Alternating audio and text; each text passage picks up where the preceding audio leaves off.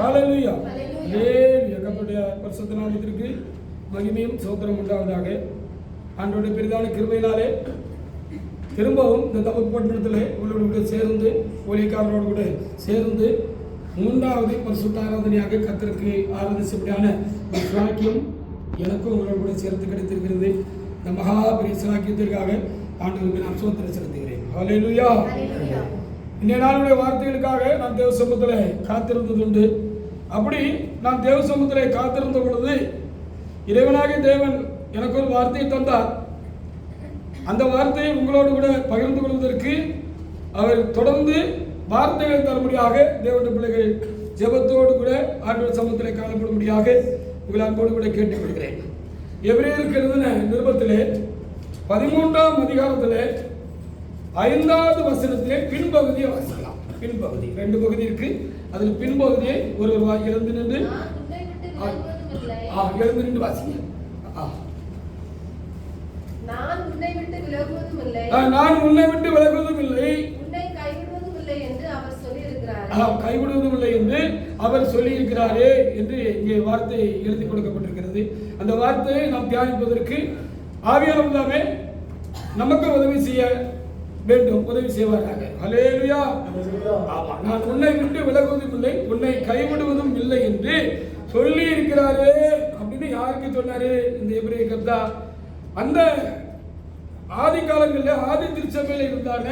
தேவனுடைய ஜனங்களை பார்த்து அவர்களை தட்டி கொடுப்பது போல, அவர்களை தைரியப்படுத்துவது போல, அவர்களை பலப்படுத்துவது போல அந்த எபிரேய கர்த்தா என்ன செய்தாரு?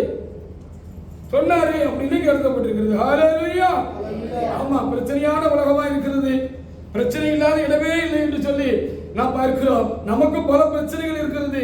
அப்படி போல நம்மை காட்டிலும் அந்த ஆதி திருச்சபையினுடைய காலங்களை நாம் சரித்திரத்தில் நீங்கள் அப்படியாக பின்னோக்கி போய் பார்த்து அவைகளை நீங்கள் கேள்விப்படுவீர்கள், அவைகளை நீங்கள் வாசிப்பீர்கள் என்று சொன்னால் இந்த தபுக்குள்ள இன்னைக்கு இருக்கிற நெருக்கடி காட்டிலும் அன்னைக்கு பெரிய நெருக்கடி இருந்தது. இன்றைக்கு நம்ம கதவை அடைச்சிக்கிட்டாவது என்ன செய்யறோம்? ஆண்டவர் கிருபை இறங்குகிறபடினாலே நாம் என்ன செய்யறோம்? ஆண்டவருக்கு ஆராதனை செய்கிறோம்.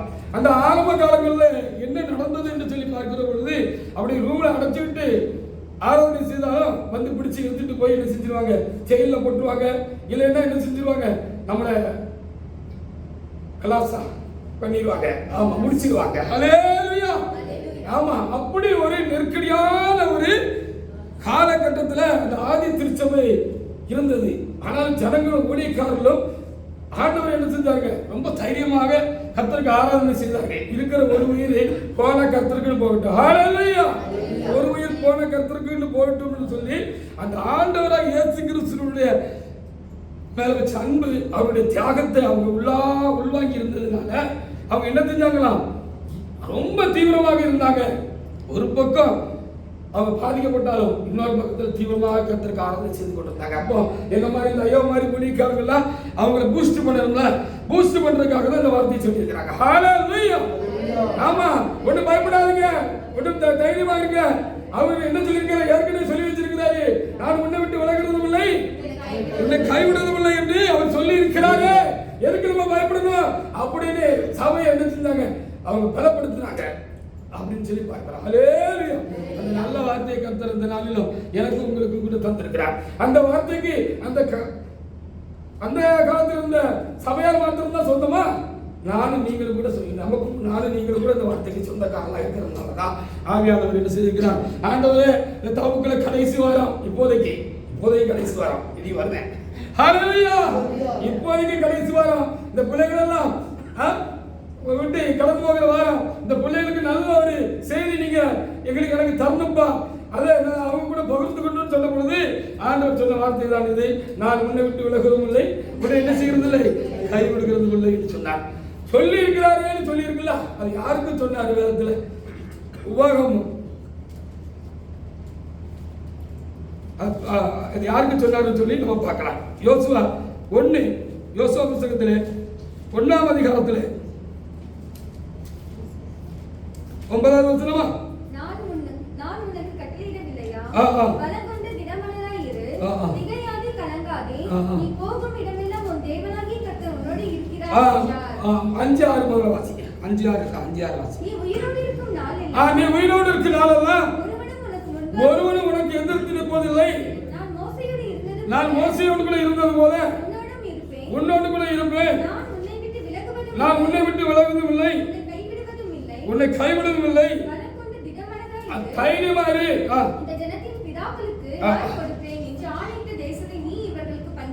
ஆமா, இது யாருக்கு சொன்னதுன்னா யோசுவாவுக்கு சொன்னதுன்னா எபிரேயர் புத்தகத்துல அன்னைக்கு இருந்த விசுவாசிகளுக்கும் இன்னைக்கு இருக்க விசுவாசிகளாய் நமக்கும் ஊழியக்காரர் நமக்கும் கர்த்தர் தருகிறார். அதற்காக நம்ம ஆண்டவரை நாம் ஸ்தோத்திரிப்போம். ஹல்லேலூயா.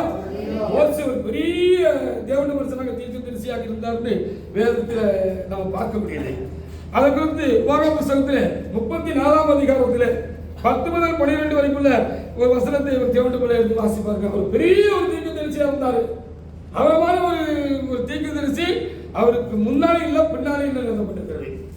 அவர் ஒரு சிநேகிதனை போல ஆண்டவரோடு கூட என்ன செய்தாராம், முகமுகமாக பேசினாரு அப்படின்னு வேத புத்தகத்தில் எழுதப்பட்டிருக்கிறது. வாசிச்சு பாருங்க. மோசே எகிப்து தேசத்திலே பார்வோனுக்கும் அவனுடைய எல்லா ஊழியக்காரருக்கும் அவருடைய தேசம் அனைத்திற்கும் செய்தபடி கர்த்தர் அவனை அனுப்பி செய்வித்த சகல அடையாளங்களையும் அற்புதங்களையும் அவன் இஸ்ரவேலர் எல்லாருக்கும் பிரத்யட்சமாய் செய்த சகல வல்லமையான கிரியைகளையும் மகா பயங்கரமான செய்கைகளையும் பார்த்தால் கர்த்தரை முகமுகமாய் அறிந்த மோசேயைப் போல ஒரு தீர்க்கதரிசியும் இஸ்ரவேலில் அப்புறம் எழும்புவதில்லை.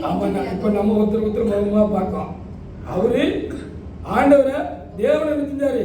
நம்ம ஒருத்தர் முகத்துக்கு முகம் பார்க்கிற மாதிரி அவர் பார்த்தாரு. சினாய் மலையில என்று சொல்லி என்ன செய்யப்பட்டிருக்கிறது, எழுதப்பட்டிருக்கிறது. அவருக்காக நம்ம ஆண்டவருக்கு நாம் சோத்திரம் செலுத்துவாங்க. மோசே பேசினாரு, ஆண்டவருக்கு மறுமொழி கொடுத்தாருங்களா எழுதிருக்கிறது. ஹல்லேலூயா.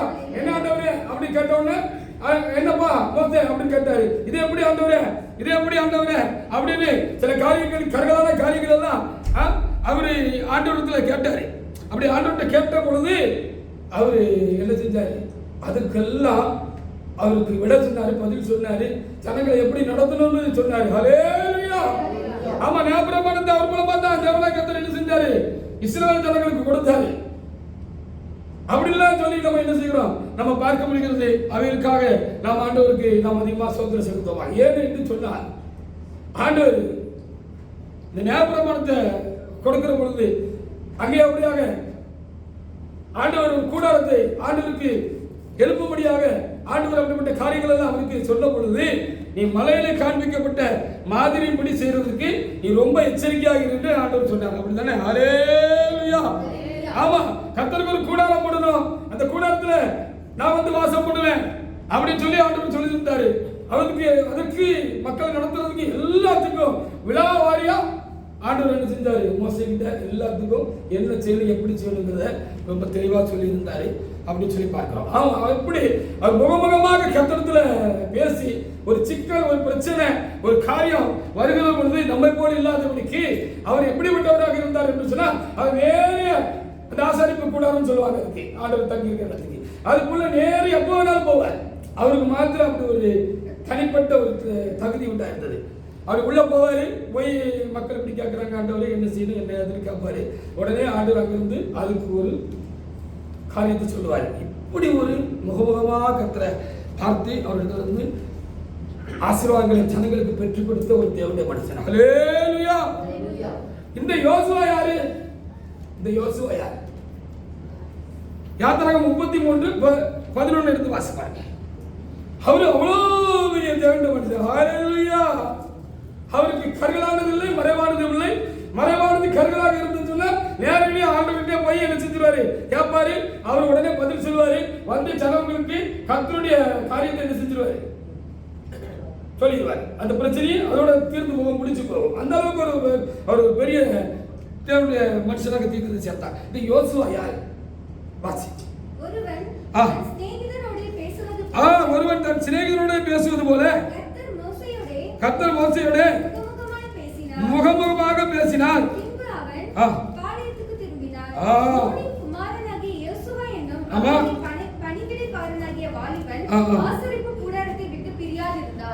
இவருக்கு ஒரு ஆள் பணியோடக்காரா இருந்தார், சர்வெண்டா இருந்தார். என்னன்னா மோசைக்கு மோசை அதை என்ன எடுப்பாரு, இதை வெயினா வைப்பாரு, வாண்டா வருவாரு, போட்டா போவாரு. இதை போய் நீ செஞ்சுட்டு வா அப்படின்னு சொன்னா நினைச்சுவாரு, செஞ்சுட்டு வருவாரு. ரொம்ப பயபக்தி உள்ள ஒரு பணிவிடைக்காரனும் அவரு பணிவிடை தான் முதல்ல இந்த யோசுவா இருந்திருக்கிறார். அப்படித்தானே இருந்திருக்கிறார். ரொம்ப கீழ்ப்படுதலான ரொம்ப பணிவு, அவருக்கு ரொம்ப பயபக்தியோடு கூட இவர் பணிவிடை செய்கிறவராக இருந்திருக்கிறார்.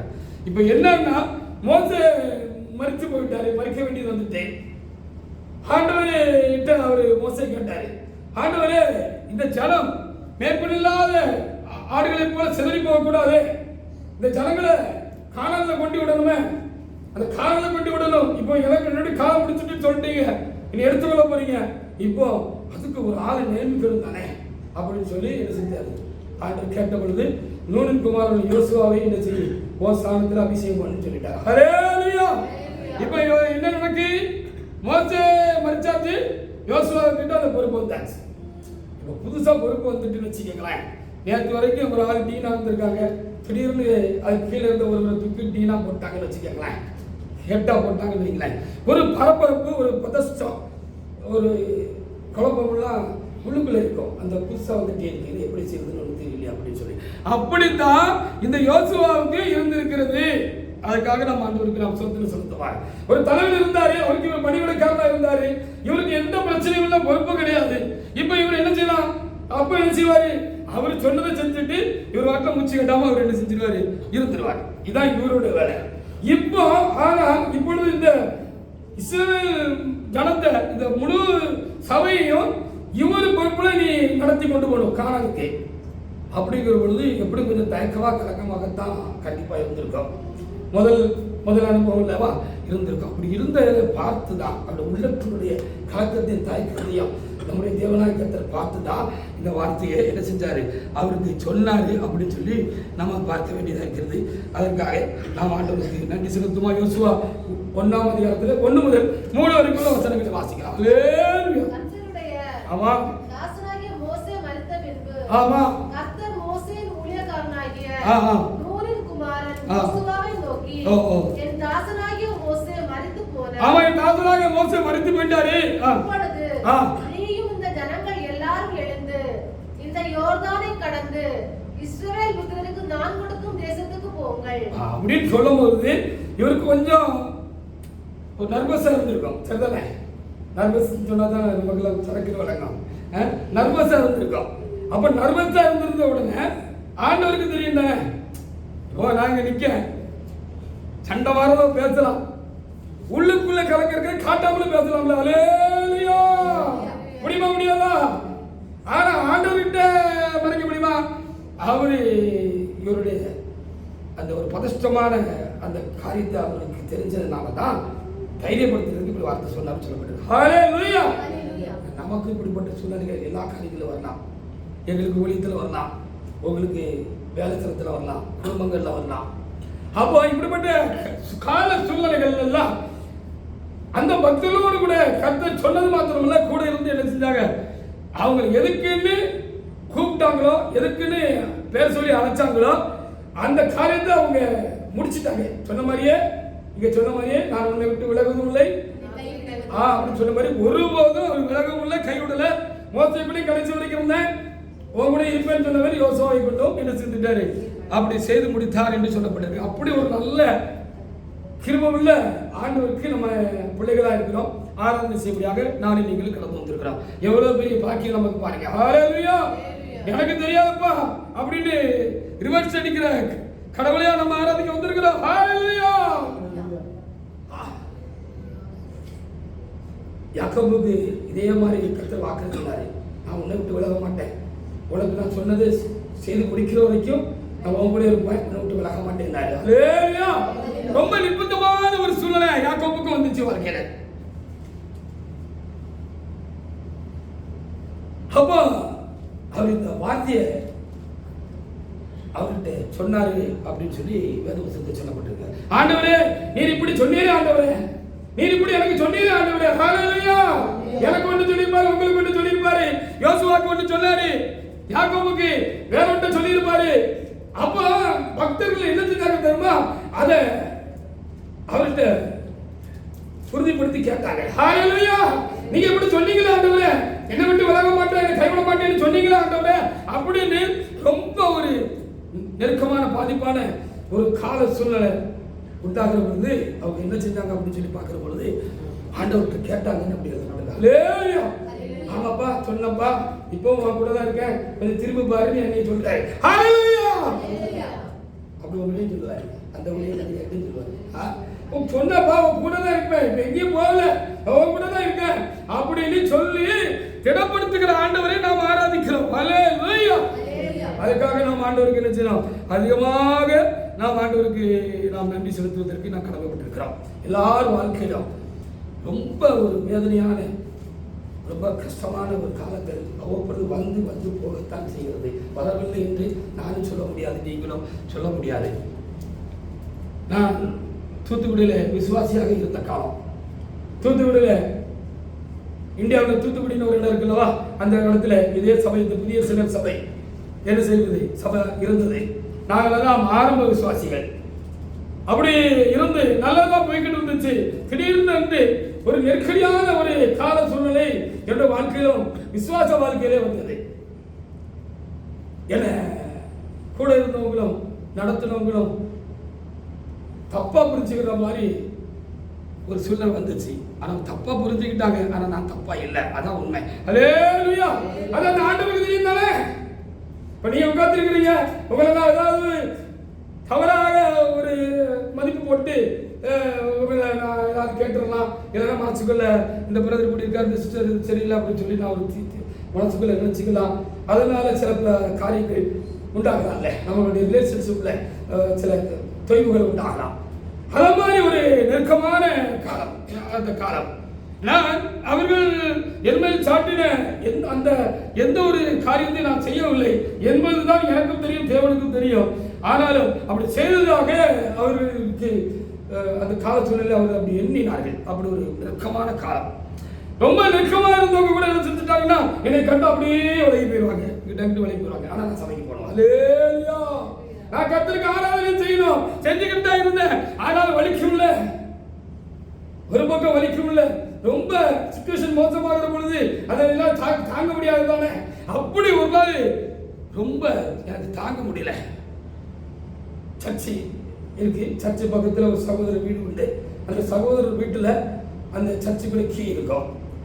பொதுவாக என்ன செய்வாங்கன்னா, அப்படி சர்ச்சு இருக்கிறவங்க எல்லாம் அப்படி ஒன்று ஊழியக்காரங்க பக்கத்தில் வீடு வச்சிருப்பாங்க, இல்லைன்னா பக்கத்தில் விசுவாசிகள் தான் சாவி கொடுத்துட்டு போயிடுவாங்க. யார் வேணாலும் எப்போ வேணாலும் போய் என்ன செய்யலாம், ஆலயத்தை திறந்து ஆலயத்தில் போய் என்ன செய்யலாம், ஜெபம் பண்ணலாம் என்று ஒரு அனுக்கிரகம் அங்கே எங்களுக்கு இருந்த அப்படின்னால அந்த சாவியை வாங்கிட்டு போய் நான் கதவை திறந்தேன்.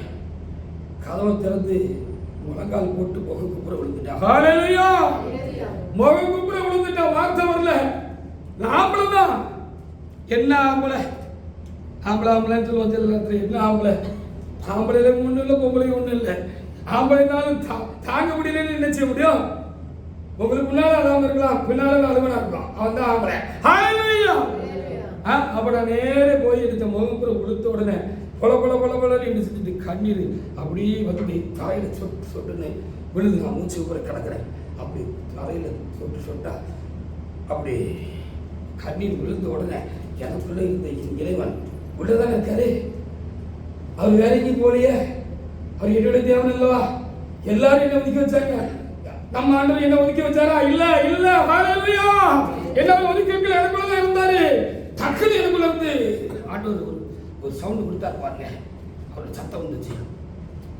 ஏன் அழுகிறாய், 10 குமாரை காட்டு நான் உனக்கு அதிகம் அல்லவா அப்படின்னு ஒரு வார்த்தை எனக்குள்ள இருந்து சரட்டுன்னு வந்துச்சு. இந்த சத்தத்தை என் ஆத்மாவிலே உணர்ந்தேன், என் காதுகளில் அந்த தொழிற்சது போல இருந்துச்சு.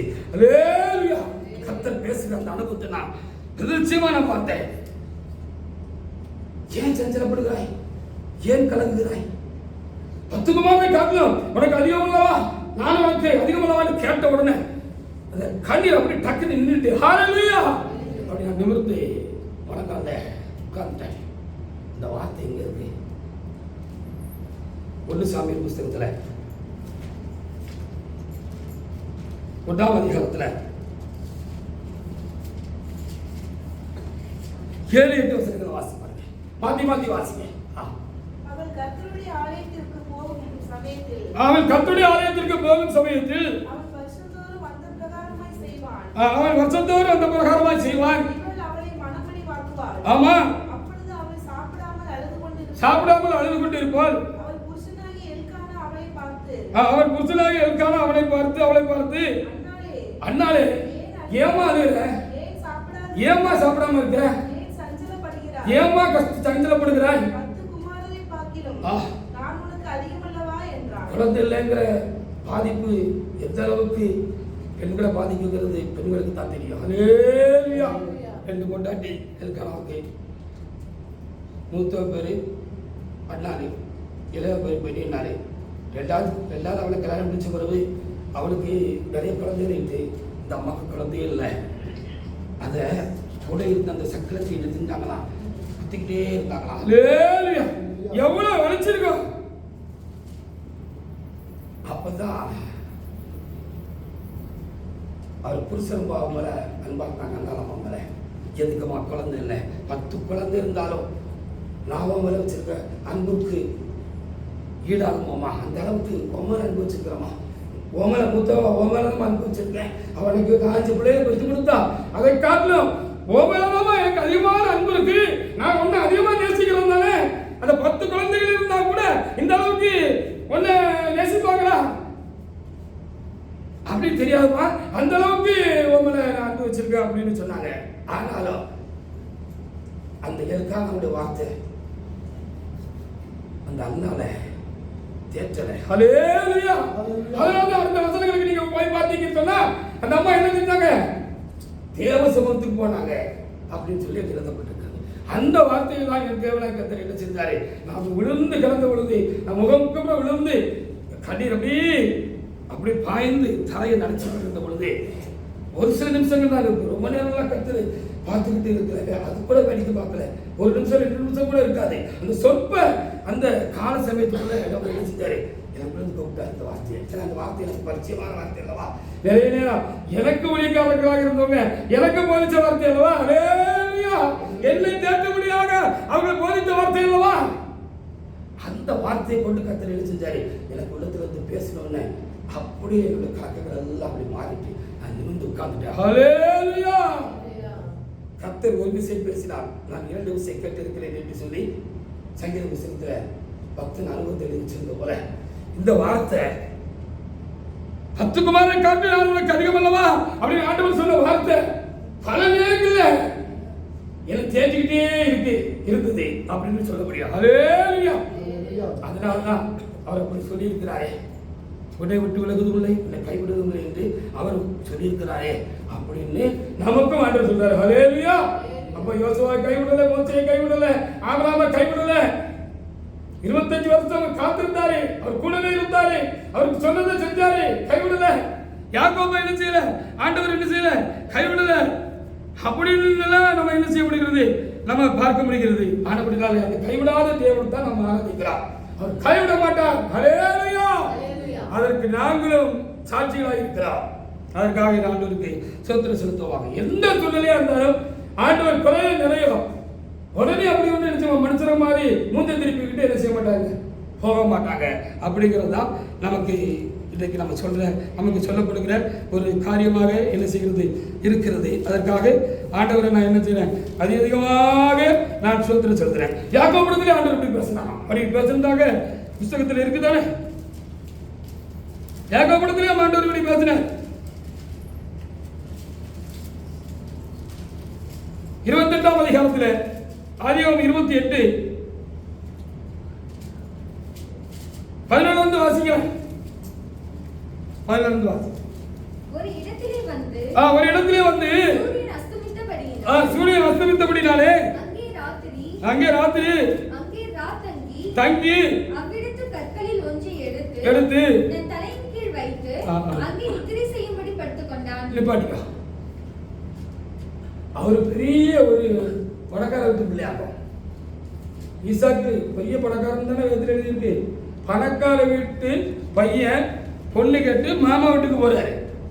போகும்போது விசிலங்கையும் வெறுங்கையுமாக போயிருப்பாரு. ஹல்லேலூயா. ஆனா இங்க வந்துருச்சு. அப்போ அதுக்கு எல்லா இதுவும் கொண்டு போயிருப்பாரு இல்லையா. நிறைய அந்த பிள்ளை கொடுக்க சீரெல்லாம் சிலட்டெல்லாம் மாமாவுக்கு கொடுக்க எல்லாத்தையும் ஒரு கொண்டுட்டு தான் என்ன செஞ்சிருப்பாரு, போயிருப்பாரு. ஆனா இப்ப கல்லை எடுத்து தலையில வச்சிருக்குன்னு சொல்லிருக்கு இல்லையா. சரித்திர வல்லுநர்கள் ஆராய்ச்சியாளர்கள் சொல்றது என்ன காரியம் தெரியுமா, இடையில கொள்ளைக்காரங்க வந்து எல்லாத்தையும் சுட்டுட்டு போயிட்டாங்க. ஹல்லேலூயா. எல்லாத்தையும் சுட்டுட்டு போயிட்டாங்க. எல்லாத்தையும் போயிட்டு கழுதை போச்சு, ஒட்டகம் போச்சு, அவர் கொண்டு போன எல்லா விளைவிருந்த காரியங்கள் எல்லாம் போச்சு. ஆளை மட்டும் விட்டுட்டு போயிட்டாங்க. அப்படிதான் சொல்லணும். யாக்கோபு மட்டும். இப்போ இன்னும் என்ன செய்யணும்? மூச்சு முட்டை நடந்துதான். நீ எவ்வளவு தூரம் இருந்துச்சு தெரியல. இந்த இடத்துல இருந்து அவர் போய் சேர வேண்டிய காரியம் நடந்துதான் போகணும். அப்போ பார்த்தாரு, ராத்திரி ஜெபம் பண்ணிட்டு படுக்கணும். தலாணி இல்லை, எல்லாத்தையும் தான் கொண்டு விட்டாங்க. ஒரு கல் எடுத்து தலைக்கு வச்சுட்டு படுத்தாரு. ஹல்லேலூயா. அப்படி எல்லாம் முடிஞ்சு போச்சு. போய் சேருவோமான்னு அவருக்கே ரொம்ப சந்தேகமா இருந்திருக்கும். எவ்வளவு தூரம் இருந்துச்சோ தெரியல. சரி அப்படின்னு அவரை தலைக்கு வச்சு படுத்த போதுதான் அந்த யோசுவாவை பலப்படுத்தின ஆண்டவரை இவரையும் பலப்படுத்தினார். ரொம்ப நெருக்கமா இருக்கீங்களா? ஏதாவது ஒரு பிரச்சனை ரொம்ப அதிகமா உங்களை பாதிக்குதா? கலங்கி அப்படியே கிடுங்கி போய் நடுங்கி போயிருக்கீங்களா? சினி அவ்வளவுதான், இதுக்கு மேல நம்மளால முடியாது, முடிச்சுட்டு அப்படி நீங்க ஒரு முடிவுக்கு வந்துட்டீங்களா?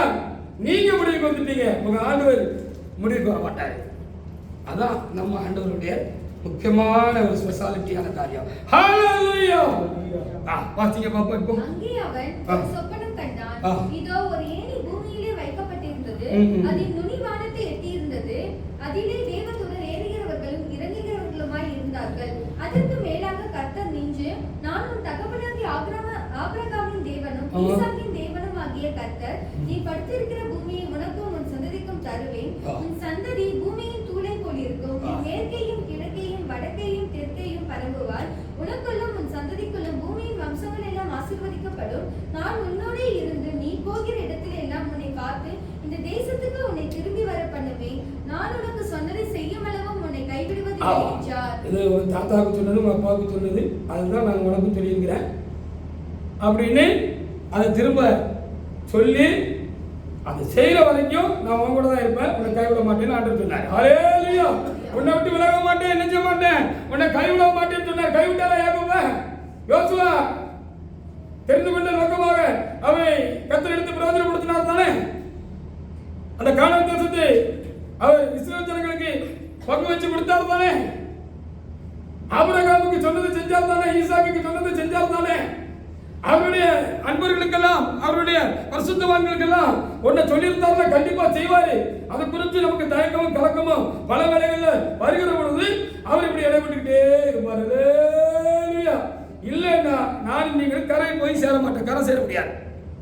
அதான் உண்மை. ஹல்லேலூயா. நான் ஒன்றும் பெரிய ஆள் இல்லை. ஹல்லேலூயா. நான் ஒன்றும் இந்த பலத்தை கொண்டு நான் ஓடி பிடிக்க முடியுங்கிறது எல்லா காலத்திலையும் அது உண்மை இல்லை. அப்போ நம்ம கரை சேரணும் இல்லையா? எந்த ஒரு காரியத்திலும் நம்ம கரை சேர்க்கிற ஆண்டவர் நம்ம கூட இருப்பார் அப்படின்னு இன்னைக்கு நமக்கு தைரியம் ஊட்டும்படியாக, நம்ம பலப்படுத்தும்படியாக தேவனாக கர்த்தர் என்ன செஞ்சிருக்கிறாரு, நமக்கு எப்படிப்பட்ட வார்த்தைகளை கர்த்தர் என்ன செஞ்சிருக்கிறாரு, தந்திருக்கிறாரு. யோசேப்பை கைவிட்டாரா ஆண்டவர்?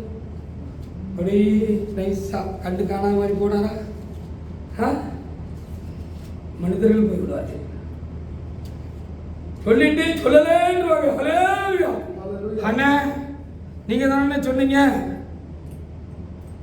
அண்ணா நீங்க தானே சொன்னீங்க. நான் எப்போ சொன்னேன்?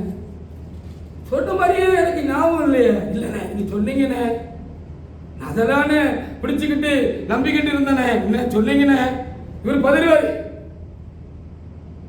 இல்ல நான் அப்படி ஒன்றும் சொல்லலை, நீ மறந்தாலும் சொல்றேன். இல்லைண்ணே உண்மையில சொன்னீங்கண்ணே. சொப்பனை கப்பனை ஏதாவது கட்டிருப்பேன், சொப்பனத்தில் நான் வந்து சொல்லியிருப்பேன். நீ சொப்பனத்தை கண்டுட்டு முடிச்சுக்கிட்டு நீ இப்போ என்ன சொல்லுத, நான் சொன்னேன்னு சொல்லுறேன். நல்ல நீ யோசித்து பாரு அப்படின்னு டைவ் அடிச்சிருவாங்க மனுஷர்கள். ஹல்லேலூயா. என் தேவன் டைவ் அடிக்கிறாரா? கண்டிப்பா அடிக்க மாட்டார். ஹல்லேலூயா. அப்படி யோசனைக்கு தெரிஞ்சாலும் இருக்கு, அப்படியே வம்ச வழியா வருது பாருங்க. யோசேப்புக்கும் ஆண்டு அப்படி செஞ்சாரு அப்படின்னு சொல்லி வந்திருக்கு. அப்படி சொல்லியிருந்தாரு. என்ன சொல்லியிருந்தாரு இப்போ பார்க்கறதுக்கு சமயம் இல்லை. நீங்களாம் வேதத்தை வாசிக்கிறவங்களும் பகுத்து போதிக்கிறது கேட்டவங்களும் தானே இருக்கிறீங்க. அப்படி இருக்கும் பொழுது ஒரு நெருக்கடியான காலம் அவருக்கு வந்துச்சு. எல்லாருக்கும் நெருக்கடியான காலம் வரும். நம்ம முதல்ல சொன்ன மாதிரி வந்துச்சு. அண்ணன் தம்பி மேல ரொம்ப பாசம் வச்சிருந்தாரு. காட்டுல சரியா அவங்களுக்கு ஆகாரம் கிடைச்சிருக்காது. அவங்க ஆடு வச்சுட்டு இருக்கிறாங்க, ஏதோ அங்கே கிடைச்சது பத்தல என்ன செஞ்சிருப்பாங்க, எடுத்து சாப்பிட்டுட்டு வந்திருப்பாங்க. அப்படின்னு சொல்லி அப்பாடு இந்த இதெல்லாம் கொண்டு போய் உங்க அண்ணமாருக்கு என்ன செய்ய, நீ கொண்டு போய் கொடுப்பா. அவங்க ஆடு வைக்க போய் பல நாட்கள் ஆயிடுச்சு, நீ கூட போய் என்ன செய்ய, இதை நீ கொடுத்துட்டு வா சொன்ன பொழுது கொண்டாக்கப்பா போறேன்னு சொல்லி ஆசபாசமா இந்த யோசிப்பு ஓடி வந்தாருன்னு வேதத்தில் எழுதப்பட்டிருக்கிறார். அவர் இப்படி ஓடி வந்தாரு. ஆனா அவங்க எல்லாம் எடுத்தாங்க, அண்ணமாரு என்ன இருந்தாங்க, இவனை க்ளோஸ் பண்ணிடணும் அப்படின்னு ரொம்ப இருந்தாங்க. அவர் தூக்கி தண்ணீர் இல்லாத ஒரு பெரிய குழியில போட்டுட்டாங்க அப்படின்னு சொல்லி ஆதியாகம புத்தகத்துல 37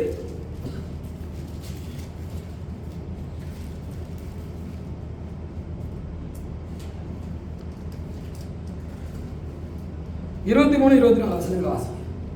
யோசேப்பு தன் சகோதரரிடத்தில் சேர்ந்தபோது யோசேப்பு உடுத்திக் கொண்டிருந்த பலவர்ண அங்கியை அவர்கள் கழற்றி அவனை எடுத்து அந்த குழியிலே போட்டார்கள். அது தண்ணீர் இல்லாத வெறும் குழியாய் இருந்தது. இப்பவும் ஆண்டவர் யோசேப்பு கூட இருந்தாரு. ஹalleluya. அவங்க தூக்கி போட்டாங்க, ஆண்டவர் தூக்கி விட்டாரு தானே. ஹalleluya. சரி தூக்கி விட்டாரு, பழச்சிட்டோன்னு நினைச்சாரு. அடுத்தால நினைச்சாங்க, அவரை வித்து போட்டாங்க. எங்க? அரேபிய தேசத்துல வித்து போட்டாங்க. ஹalleluya. ஆமா, ரொம்ப தூரத்துல வித்து போட்டாங்க. அப்போ ஆண்டவர் கூட இருந்தாரு. கூட இருந்ததுனால இவங்க எல்லாம் தீமை செஞ்சுக்கிட்டே இருந்தாங்க. அந்த தீமையை தேவனாக என்ன செஞ்சாரு, நல்லதா நன்மையா அவருடைய பக்தர்களுக்கு அவரு மாத்தி வச்சுக்கிட்டே இருந்தாரு. அப்படிதான் மாத்திக்கிட்டே இருந்தாரு. ஹalleluya. அங்க இவரை வாங்கினது ஒரு பெரிய அதிகாரி, ஒரு கவர்மெண்ட் அதிகாரி. அந்த எகிப்து தேசத்துல பெரிய ஒரு அதிகாரி. அவர்கிட்ட இவர் அடிமையா வாங்கிட்டு போனாங்க. அங்க அடிமையா இல்ல, அவரு பிள்ளையா இருந்தாருன்னு வேதம் நமக்கு சொல்லுது. ஹalleluya. சரி, அங்கேயும் ஒரு சோதனை வந்துச்சு. அவருடைய மனைவி இல்லாத நடந்த மாதிரி சொல்லி அந்த ஐயாட்ட என்ன செஞ்சுட்டாங்க, இவருக்கு விரோதமா பிரார்த்தனை பண்ணிட்டாங்க. அந்த ஐயாவும் நம்பி என்ன செஞ்சுட்டாரு, அந்த இது நினைக்கல, செயல கொட்டி போட்டாங்க அப்படின்னு சொல்லப்பட்டிருக்கிறது. அங்க செயலுக்கு போகும்போது ஆண்டவர் கூட தான் இருந்தாரு. ஹalleluya.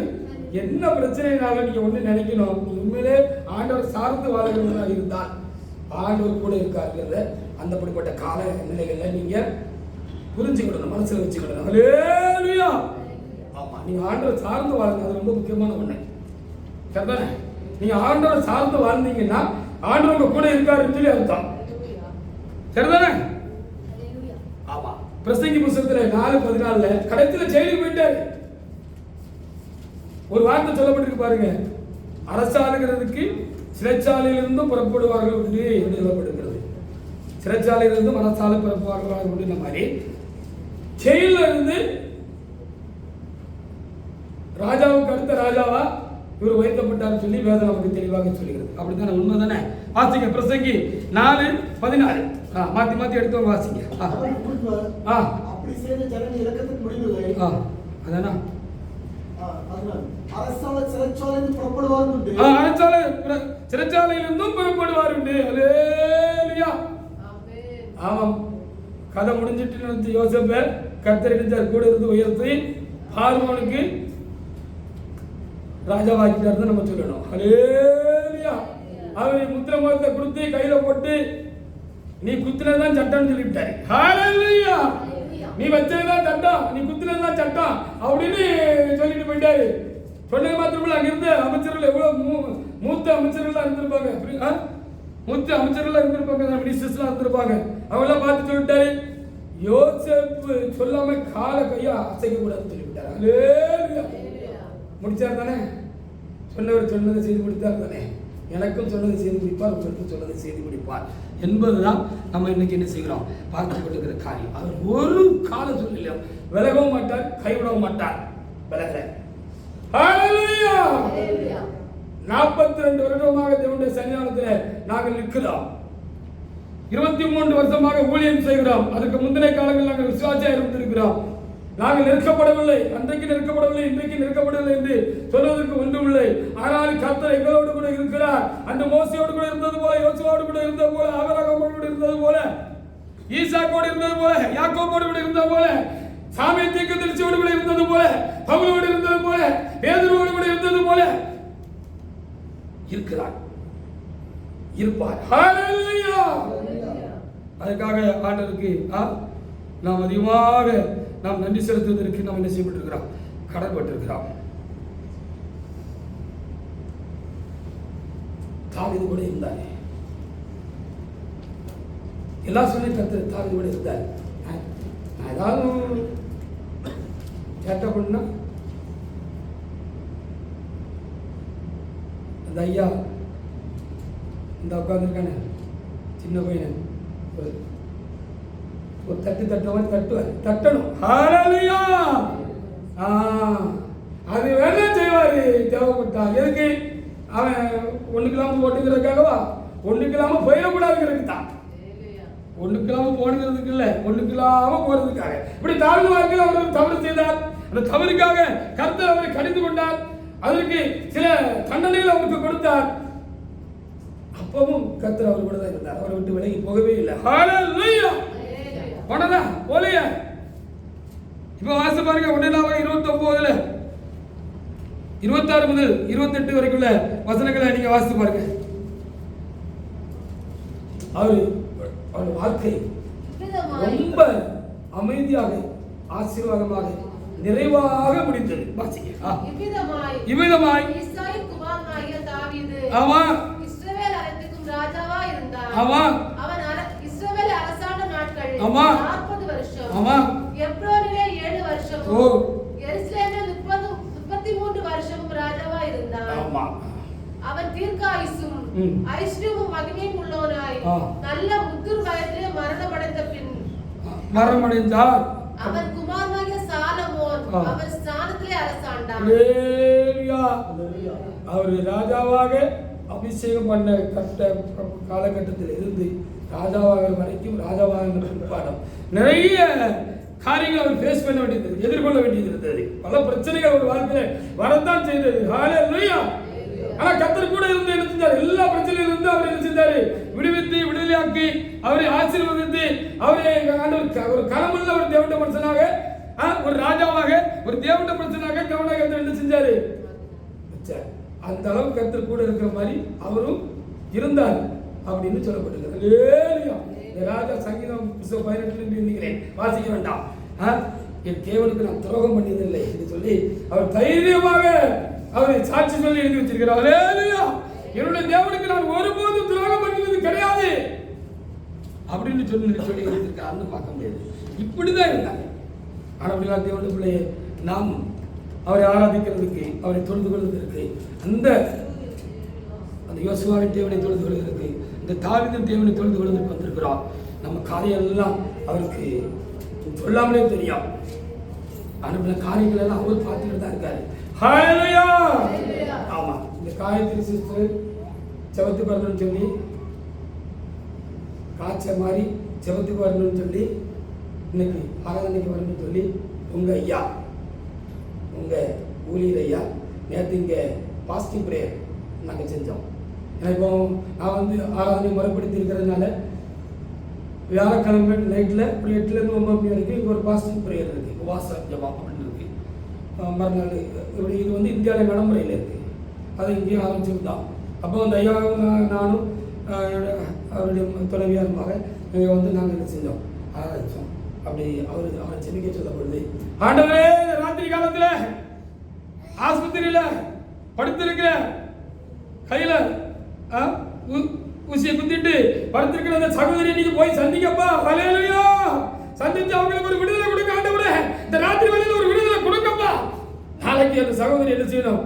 சாட்சியா அங்க வரணும் ஆண்டவரே, நான் பார்க்கணும் ஆண்டவரே அப்படின்னு உருக்கமா உறுதியா ஜெபம் பண்ணாரு. ஹல்லேலூயா.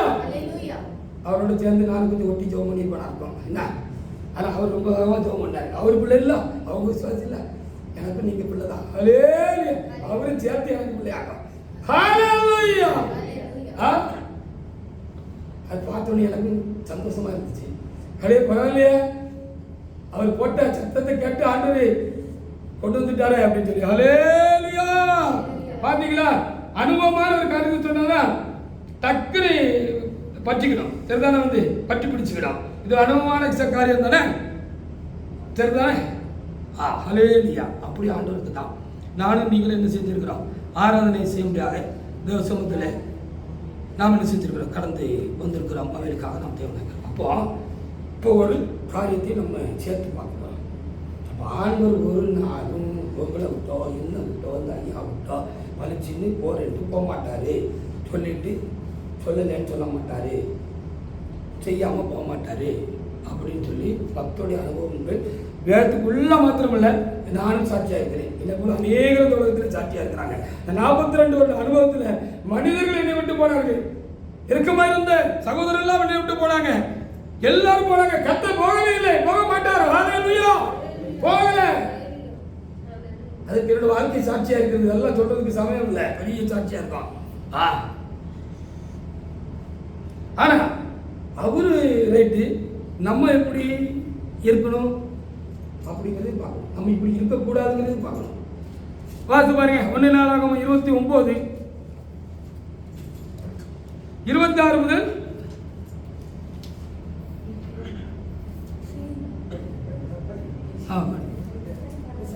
இவ்விதமாய் ஈசாயின் குமாரனாகிய தாவீது சாரி ஒரு நிமிஷம், முதல்ல 28:9 வாசிங்க.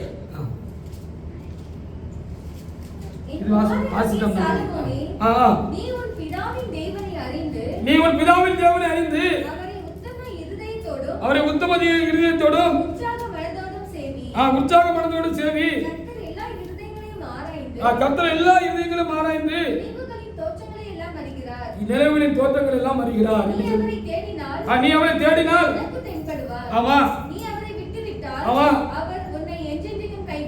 அப்படின்னு தாவீது அவருக்கு ஒரு எச்சரிப்பு மணி அடிச்சாருன்னு சொல்லப்படுகிறது. ஹல்லேலூயா. ஆமா, தாவீது தம்முடைய மகனாய் சாலமோனுக்கு சொன்னாரு. தாவீது தேவனிடத்தில் அந்த அளவுக்கு ஒரு தீவிரமான ஒரு பக்தனா இருந்தார். ஷார்ட்டா நம்ம பாஷையில சொல்றாருந்தா முரட்டு பக்தனா இருந்தார். ஹல்லேலூயா. எப்படி முரட்டு பக்தனா இருந்தார் தாவீது. ஆமா, அவர் தான் தன் பிள்ளைக்கு சொன்னார், சாலமோன் சொன்னாரு, நீ ஆண்டவர் விட்டுறாத, ஆண்டவர் ஒண்ணு விட மாட்டாரு. அனுபவம் சொல்லுது, என்ன வந்தாலும் விடல, அது மாதிரி ஆண்டவர் ஒண்ணு விட மாட்டாரு. நீ ஆண்டவர் விட்டுறாத, விட்டுட்டா அவரை ஆண்டவர் செஞ்சுவாரு, உன்னை என்னத்துக்கு விட்டுருவாரு அப்படின்னு இவரு சொன்னாரு. ஆனாலும் அவர் சொன்னாரு, அவர் விட்ட பொழுது கூட ஆண்டவர் அவர் போன போட்டுன்னு விடலைன்னு தான் நான் வேதத்துடைய வசனத்தின் மூலமா நான் பார்க்க முடியும். 1 ராஜாக்கள் 11ஆம் அதிகாரத்துல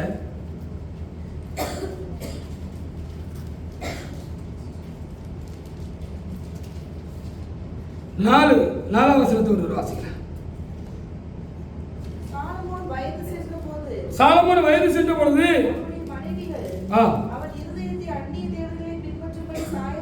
ஆமா, பாத்தீங்களா, இவரு ஆண்டவர் விட்டார்.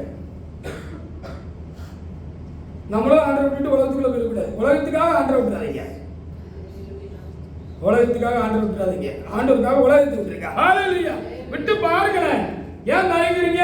தொப்புக்குரிய தண்ணிக்குள்ள நீச்சல் தெரியாட்டாலும் நீங்க விழுந்துருங்க. ஆவிக்குரிய நீச்சல் சொல்றேன், நீங்க வீட்டுல போய் எங்கேயா தண்ணிக்குள்ள விழுந்துடாதீங்க நீச்சல் தெரியாம. ஆவிக்குரிய நீச்சல் எனக்கு தெரியலப்பா, இப்பதான் ஃபர்ஸ்ட் அனுபவமா இருக்கு ஆகாசுக்கு. இப்ப எனக்கு ஐயா என்னெல்லாம சொல்றாரு, ஒண்ணு விளங்க மாட்டுக்கு, புரிய மாட்டுக்கு அப்படின்னு இருந்தாலும் நீங்க எடுத்துங்க, ஆவிக்குரிய வாழ்க்கையில நமக்கிடையே குதிச்சுட்டீங்கன்னா ஆண்டவர் உங்களுக்கு உங்களை செஞ்சுவாரு, நீச்சலையும் பழகி கொடுத்து ஆசீர்வதிச்சிட வைக்கிறார். அதான் காரியம். ஹல்லேலூயா. எதற்காகவும் இரவினை மாத்திரம் இழந்து விடாதீர்கள், அவரை விட்டு கொடுத்துடாதீங்க மனுஷங்கிட்ட. ஹல்லேலூயா. நாங்க விட்டு கொடுக்கறதில்லை, கொடுக்க மாட்டோம். 24 ஆரம்பிச்ச ஓட்டம் வயசு 67 ஆகும் போது ஒரு நாள் இரவனை யாருக்காகவும் விட்டு கொடுத்தது கிடையாது, யாருக்கிட்டையும் விட்டு கொடுத்தது கிடையாது. அவருக்காக எத்தனையோ காரியங்களை விட்டு இருக்கிறோம். ஹல்லேலூயா. விட்டு வந்திருக்கிறோம், அவ்வளவுதான். அப்போ பார்த்தீங்களா அப்படி ஒரு கும்பிட்டாருன்னு இருக்கு. அடுத்த 6 வாசிங்க. தன் தகப்பனாகிய தாவீதைப் போல கர்த்தரை பூரணமாய் பின்பற்றாமல் கர்த்தரின் பார்வைக்கு பொல்லாப்பானதை செய்தான். கொஞ்சம் டேக்கா விட்டாருன்னு சொல்லப்படுது. நம்ம டேக்கா விடக்கூடாதுன்னு தான் சொல்லுங்க. வாசிங்க 9. வாசிங்க 9. ஆகையால் ஆமா சாலமோனுக்கு 2 வருஷம் தரிசனமாகி அந்நிய தேவனை பின்பற்ற வேண்டாம் என்று கட்டளையிட்டிருந்தோம். அவன் கர்த்தரை விட்டு தன் இதயத்தை திருப்பி அவன் கற்புகளை கைக்கொள்ளாமல் கர்த்தர் அவன் மேல் போக மாட்டான். போனா போட்டும் என்னன்னு கெட்டு போட்டோம் அப்படின்னு மனுஷன் மாதிரி அப்படின்னா விடல. அப்பா சொன்னாரு, தாவீது சொன்னாரு, நீ ஆண்டவரை விட்டுட்டு அவர் எந்த விட்டு வந்தாரு. அவரு அப்ப மாதிரி ஒரு பயம் இருக்கட்டும் சொல்லியிருக்கிறாரு. ஹல்லேலூயா. அதான் அந்த ஆண்டு அப்படி இல்லை. போனா போட்டு சாலமோன் இவ்வளவு தூரம் அவனை ஆசீர்வதிச்சு வச்சிருந்தேன். இவ்வளவு தூரம் சாலமோனை ஆசீர்வதிச்ச பிறகும் அவன் என்ன செஞ்சுட்டான், இப்படி துணிகரமா என்னை விட்டு தூரமா போயிட்டான் அப்படின்னு சொல்லி விட்டுருல. 2 நேரம் திரும்ப வந்து ஆண்டவர் என்ன செஞ்சாரு, வேண்டாப்பா சாலமோன் வேண்டாப்பா, இது உனக்கு வேண்டாப்பா, இது என்னை உன்னை பிரிச்சிரும்பா, அது ஒரு பெரிய ஒரு பாரமான ஒரு காரியமாயிடும், அது ஒரு இழக்கக்கூடாத இழந்த ஒரு காரியமாயிருந்து திரும்ப வந்து என்ன செஞ்சாரு, சொன்னாரு தாயை போல அப்படின்னு சொல்லப்படுது. ஹல்லேலூயா. அம்மா எப்பன்னு இதுல சாமிக்கு பேர் உண்டு. இவர் தான் உண்மையான அம்மா எப்ப. ஹல்லேலூயா. சில நேரத்துல அப்பா மாதிரி இருப்பாரு, கொஞ்சம் அப்படி லைட்டா அப்படி பெரும்ப காட்டுவாரு. இன்னொரு இடத்துல அம்மா மாதிரி வந்து என்ன செய்வாங்க, அணைச்சிக்கிடுவாங்க. ஹல்லேலூயா. ஆமா, இதுல அம்மா எப்பன்னு ஒரு காரியம் உண்டு. ஒருவேளை வேற ஒருவனுக்கு தெரியுமா இருப்பாங்க. என் பழைய பேர் சங்கர சுப்பு. நான் ஒரு இந்து குடும்பத்திலிருந்து வந்து நினைச்சு சொன்னேன் இல்லையா, என் பேர் சங்கர சுப்பு. இப்ப சாலமோனா இருக்கிறேன். எனக்கும் கொஞ்சம் இந்து காரியங்கள் தெரியும். ஹல்லேலூயா. இப்ப இவர்தான் உண்மையான அம்மையும் அப்பனுமா இருவேன். அப்பான்னு கூப்பிடணுமா, உண்மை அம்மான்னு கூப்பிடணுமா அப்படின்னு படிச்சாரு தானே பரிசுத்தவான். அப்பாவும் அம்மா இருக்கிற அந்த தெய்வம் அவரு அப்படி விட்டுட்டு போகலன்னு தான் சொல்லப்படுது. அப்பாவும் விட்டுட்டு போல. நம்ம தாத்தா, பழைய தாத்தா ஆதி தாத்தா தப்பு பண்ணாரு தானே. ஆதாமும் பழைய பாட்டி கேவலம் விட்டுட்டு போனாரு அவரு. ஆனாலும் விட்டுட்டு போல. இப்படி ஒரு ஆண்டவரு கிடைக்குமாப்பா? என்ன புண்ணியம் செஞ்சீங்களோ நீங்களும் நானும் அந்த ஆண்டோட பிள்ளைகளாக வந்து உட்கார்ந்து இருக்கிறது பெரிய பாக்கியமா இருக்கும். அப்போ அவரு தப்பு பண்ணிட்டு போய் வளைஞ்சுக்கிட்டாரு. அவர் தேடி வந்தாரு. அவர் ஏவலம்மா வலிசற்ப பேசும்போதும் தெரியும், அவங்க நன்மதி மாதிரியில பழத்தை பறிச்ச போதும் தெரியும், அதை தான் சாப்பிட்ட போதும் தெரியும், வந்து வீட்டையாட்ட கொடுத்து சாப்பிட சொன்னதும் தெரியும், நடந்தது இந்த ஸ்பாட் வரைக்கும் தெரியும். தெரியாம ஒன்றும் இல்லை ஆண்டவருக்கு. தெரிஞ்சாலும் அப்படியே விட்டுட்டு போறதுக்கு அவருக்கு மனசு இல்லை. ஹல்லேலூயா. எப்படி நான் இந்த ஆதாமை கைவிடுவேன்? எப்படி இந்த சாலமோனை நான் விடுவேன்? எப்படி எப்படி அப்படின்னு சொல்லி அங்கேயே அவர் தேடி வந்தாரு. ஆதாமே நீ எங்கப்பா இருக்க அப்படின்னு கேட்டாரு தானே. மரத்துக்கு முன்னாடி ஒளிஞ்சுக்கிட்டு இருக்கேன் அப்படின்னு சொன்னாரு. அவர் அப்படியே விட்டு இருந்தா அவன் அழிஞ்சு போயிடுவான்னு சொல்லி அங்கேயே ஒரு பாவ நிவர்த்தி அவருக்கு உண்டாக்கி, அந்த ஆதாமுக்கு உண்டாக்கி ஒரு மிருகத்தை கொண்டு பரிசெலுத்தி அந்த ரத்தத்தை பாவ மன்னிப்புக்காக அவர் பூமியில சிந்து வச்சு என்ன செஞ்சாரு, அவரை அந்த பாவத்தை அவரை விட்டு விலக்கி அவர் அதுக்கப்புறம் தான் அவர் என்ன செஞ்சாரு, ஊருக்குள்ள அனுப்புனாரு. ஏன் ஏதத்தை விட்டு அனுப்புனாரு?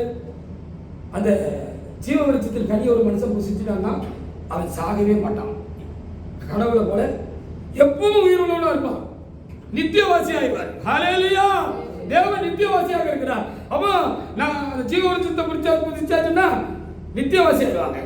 ஏன் புசிக்க கூடாது காவல் வச்சு வெளியே அனுப்புனாருன்னா நல்ல எண்ணத்தோடு தான்.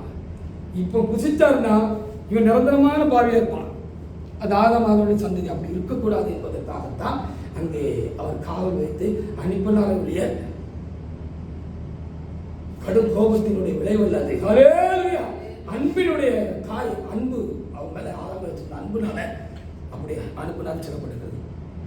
இப்போவும் நம்ம கொஞ்சம் முன்ன பின்ன தக்கவாறு அடித்தாலும் ஆண்டவரோடு படிச்சுன்னு உங்களை விட்டுட்டு போக மாட்டார். ஆனாலும் ஏன் நம்ம ஆகாம மாதிரி இருக்கணும், ஏன் இந்த சாலமோன் மாதிரி இருக்கணும்னு கேட்கிறாரு.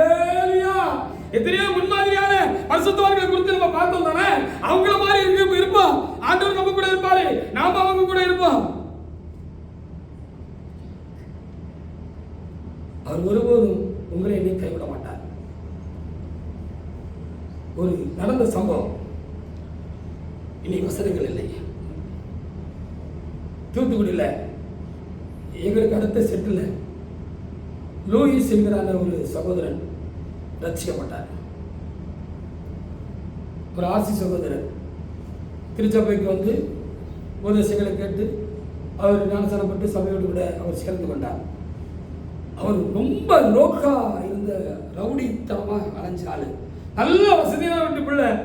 இவருடைய இம்சை தாங்க முடியாம அவங்க அப்பா என்ன செஞ்சுட்டாரு, அவருக்கு கொஞ்சம் ஏதோ காரியங்களை கொஞ்சம் அப்படி கொடுத்து ஒதுக்கி ஒரு ஏழை பிள்ளைய பார்த்து கல்யாணம் கட்டி வச்சுட்டார்.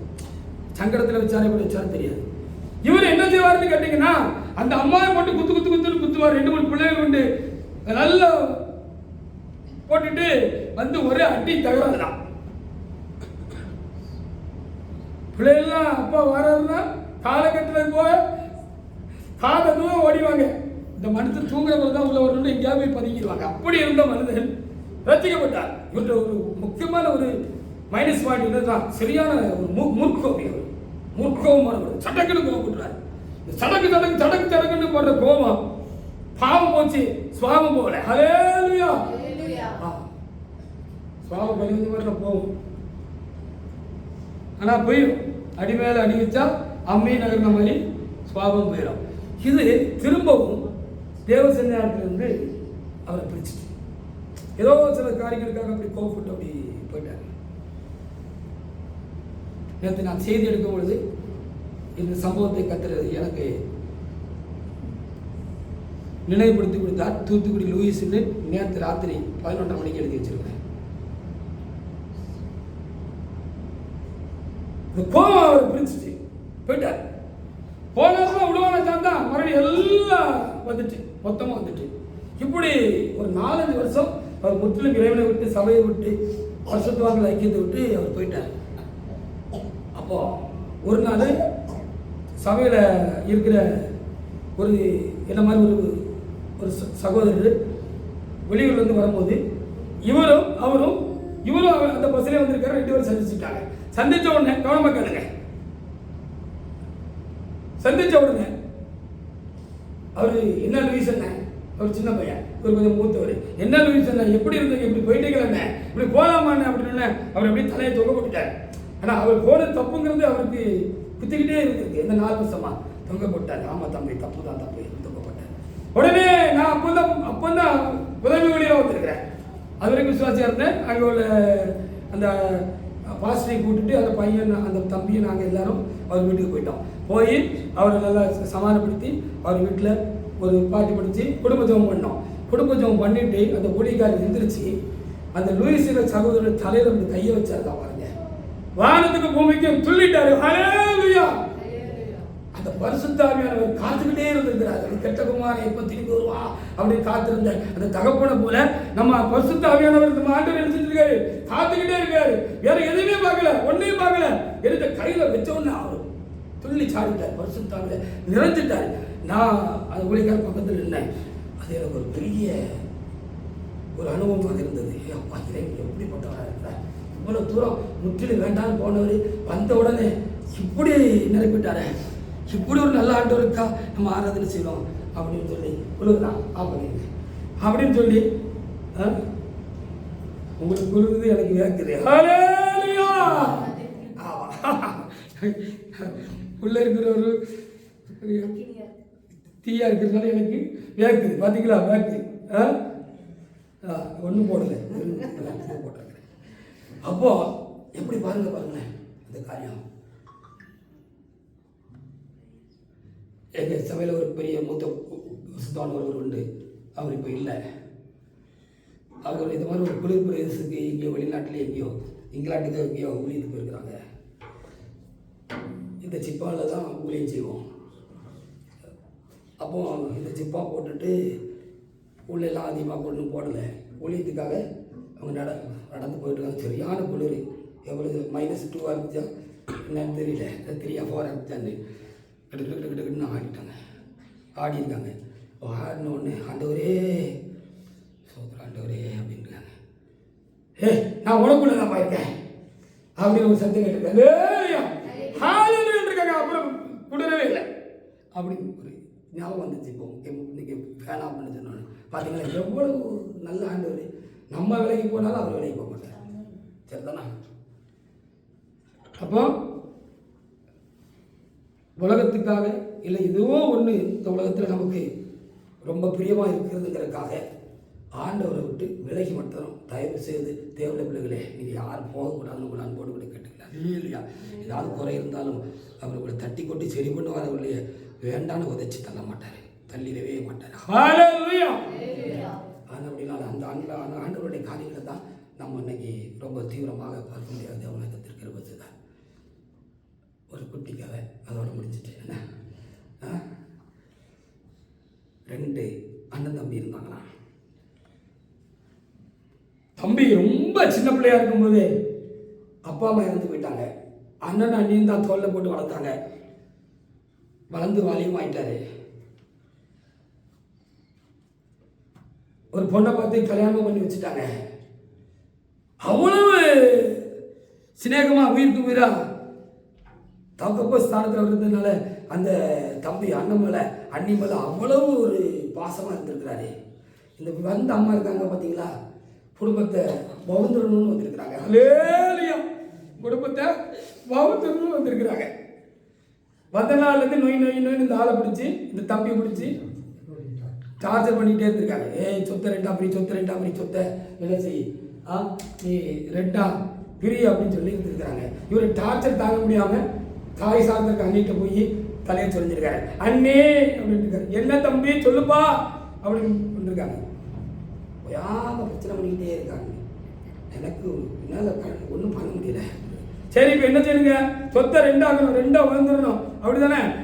நாளைக்கு அவங்க அண்ணன் கிட்ட சமயம் பார்த்து நான் சொல்லி நான் என்ன செய்வேன், வந்துடும், சொத்தை 2 பிரிச்சு வச்சிருவோம் அப்படின்னு சொல்லிட்டாங்க. மறுநாள் இவன் நம்ம போய் அண்ணன் கிட்ட சொல்லியாச்சு. சரியா? மறுநாள் காலையில் சரி அவரு சொல்லிட்டாரு, 2 பேரும் கூப்பிட்டாரு.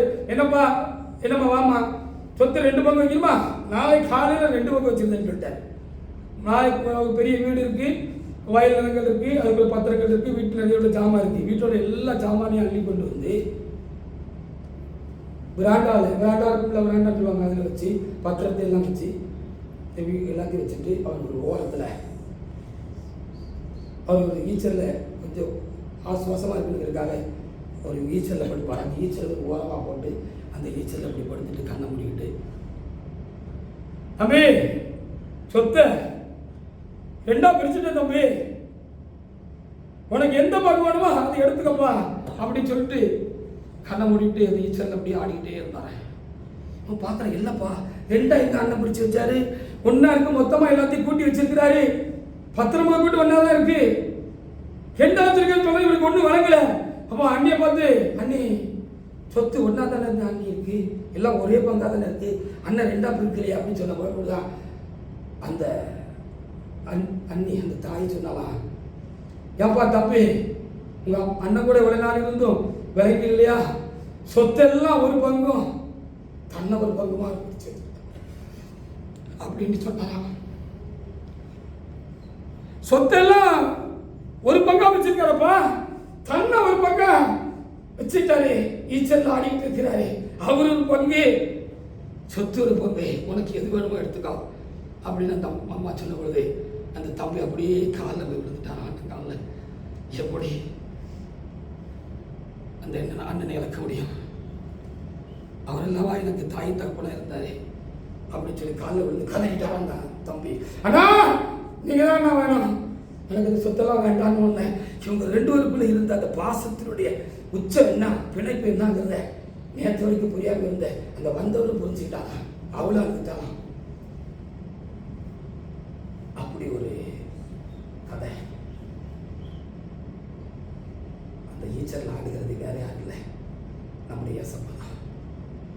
அந்த பக்கத்தில் மொத்தமாக இருக்கிறதெல்லாம் அந்த உலகத்தினுடைய காரியம் தான். அது எதுவாக இருக்கட்டும், எது வேணும். இப்போ ஆண்டவர் அப்படி கேட்குறான்னு வச்சுக்கோங்களேன், எது வேணும்? எனக்கு என் ஆண்டவர் தான் வேணும். ஹல்லேலூயா. எனக்கு என் ஆண்டவர் தான் வேணும், எதுவுமே எனக்கு தேவையில்லை. அப்படி தான் இருக்கிறேன்.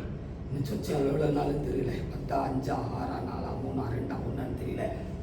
எப்பவும் எனக்கு அந்த இறைவன் தான் தேவை. ஹல்லேலூயா. ஏன்னா எல்லாரும் மாறினாலும், எல்லாரும் என்னை விட்டு விலகி போனாலும், இன்னாலும் அவர் என் கூடவே இருக்கிறாரு. அவர் விலகி போக மாட்டார். அந்த பங்கை நீங்கள் என்ன செஞ்சுக்கோங்க, நீங்கள் படிச்சுக்கோங்க. லூக்கா 10:42 வாசித்து முடிக்கலாம். எல்லா சூழ்நிலையும் நம்மளை விட்டு எடுபடாத ஒரு நல்ல பங்கு இருக்கு அப்படின்னு சொன்னா அது நம்ம ஆண்டவர் தான். அவர் தான் எடுபடாத பங்கு. ஹல்லேலூயா.